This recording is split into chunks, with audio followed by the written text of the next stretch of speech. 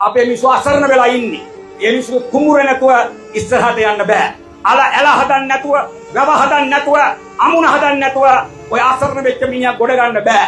ඒ මිනිස්සුගේ බත සැපිරුණොත් තමයි, ඒ කෙත සරුරොත් තමයි ඒ මිනිස්සුගේ කුස පිරෙන්නේ. ඒ දරුවන්ගේ කුස පිරෙන්නේ. ආනිසා අපට තියෙනවා වගකීම. මම මේ රටේ ආදරණීය පුරවැසියන්ගෙන් ඉල්ලනවා. නුඹ ඉන්නේ ඈත ප්‍රදේශක වෙන්න පුළුවන්.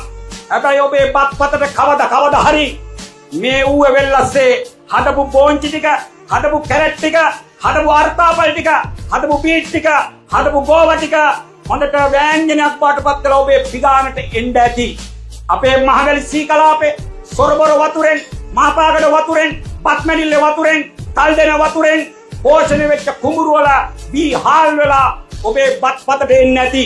ආන්නේ මිනිස්සුගේ අමුණ කැඩිලා, ආන්නේ මිනිස්සුගේ වැව කැඩිලා, ආන්නේ මිනිස්සුගේ ඇල කැඩිලා. දැන් අපිට ඔබේ සහාය අවශ්‍යයි.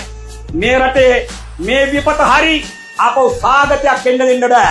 රටේම තීන්දුවක් අරන් තියෙනවා මේ රටේ සියලුම ඇල කෙත් ඔක්කොම වැව් අමුණු නොපමාව ආපහු ගොඩ ගන්න ඕන කියලා. මේමින් තියන්නේ මහ කන්නේ, මින් තියන්නේ මහ කන්නේ.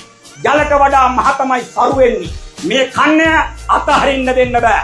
මේ මහ කන්නේ අනිවාර්යයෙන්ම මේ සති දෙකේ මෙහෙයුම තුල 1020ක් වැව් අමුණු ඇලවල් කැඩිලා තියෙනේ වගේ සාතිශය බහුතරයක් ඔබේ තෑතෙන්, ඔබේ දහතියෙන්, ඔබේ මහන්සියෙන් අනිවාර්යයෙන්ම දවස් 14ක් යනකොට ගොඩ ගන්නවා කියන එක මම කියන්න කැමතියි. අන්න ඒකට ධෛර්යය අරගෙන යන්න, බිමට අරගෙන යන්න.